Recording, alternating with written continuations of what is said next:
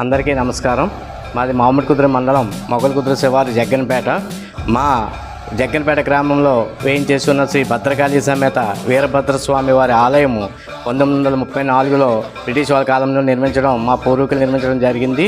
మా గ్రామంలో అందరూ ఆ ఆలయము రాను రాను శిథిలావస్థకి చేరడం వల్ల దాన్ని గుడి పునర్నిర్మాణం చేయడం కోసం గ్రామస్తులు అందరము కలిసి సమావేశం ఏర్పాటు చేసి దానికి పునర్నిర్మాణ బాధ్యత నిర్వహించవలసిందిగా మా గ్రామ సిద్ధాంతి గారైన శ్రీ కారుపర్తి కోట సిద్ధాంతి గారిని దానికి చైర్మన్గా వ్యవహరించి గుడి నిర్మాణ పనులు చూడవలసిందిగా మేము అందరం కూడా ఏకగ్రీవంగా తీర్మానించుకోవడం జరిగింది. అందులో భాగంగా జూనియర్ ఎన్టీఆర్ గారికి కారుపర్తి కోట సిద్ధాంతి గారికి అవినాభావ సంబంధం వల్ల ఆయన ఇంటి పురోహితుడు సిద్ధాంతి అయినందువల్ల మరియు జూనియర్ ఎన్టీఆర్ గారి వివాహం చేయడం వల్ల ఆయన కోటేశ్వర ద్వారా గుడి నిర్మాణ ఆలయ పునర్నిర్మాణం కోసం 12,50,000 విరాళంగా తీసుకోవడం జరిగింది. అలాగే జూనియర్ ఎన్టీఆర్ తల్లి గారు అయిన శాలిని గారు ఈ ఆలయానికి 3 సార్లు ఇచ్చేశారు. అలాగే కళ్యాణరామ్ గారు కూడా ఒకసారి ఇచ్చేసి ఆలయంలో పూజలు నిర్వహించుకోవడం వల్ల ఈ ఆలయం పునర్నిర్మాణం చేసి ఇప్పుడు గుడిని గ్రామానికి ఏ విధమైన అరిష్టాలు లేకుండా సవ్యంగా ఈ గుడి నిర్మాణం చేయడం వల్ల ఊరు అంతా ప్రశాంతంగాను అంతా ఏ విధమైన ఇబ్బందులు లేకుండా ఉందని మామిడికుదురు మండలం జగ్గన్పేట గ్రామంలో ఉన్నటువంటి శ్రీ భద్రకాళి సమేత వీరభద్ర స్వామివారి ఆలయం గురించి ఈ యొక్క ఆలయం పునర్నిర్మాణం జరిగింది. మొదటగా 1936లో ఈ యొక్క ఆలయ నిర్మాణం జరిగింది.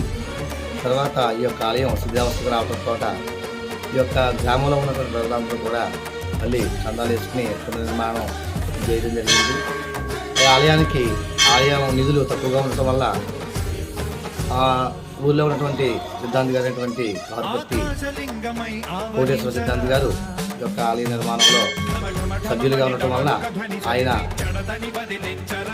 జూనియర్ ఎన్టీఆర్ గారికి ప్రధాన సిద్ధాంతిగా ఉండటం వలన జూనియర్ ఎన్టీఆర్ దృష్టికి తీసుకెళ్లి ఆయన ద్వారా 12,50,000 రూపాయలు విరాళంగా తీసుకొచ్చి ఒక ఆలయ నిర్మాణానికి ప్రోత్సాహంగా ఉండటం ద్వారా మిగతా వ్యాపారస్తులు సిఎంఆర్ వారు మిగతా పెద్ద వ్యాపారస్తులు అందరూ కూడా ఈ ఆలయ పునర్నిర్మాణానికి ఎక్కువగా సహకరించడం ద్వారా ఈ ఆలయం అద్భుతంగా తయారైంది.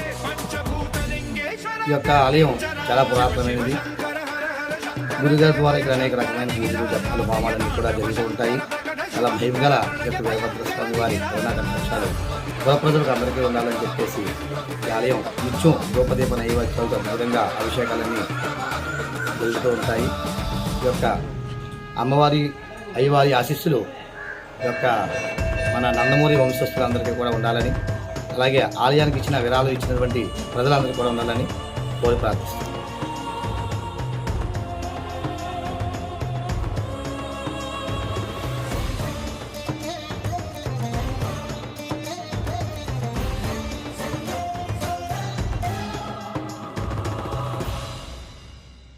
విశ్వేశలింగమై కనికరించరా, విధి లిఖితమునిక పరపర జరిపి అమృతమి కురిపించరా, రామేశలింగమై మహిమ చూపరా, పలు శుభములగని అభయముని లిఖితము సతతము అందించరా.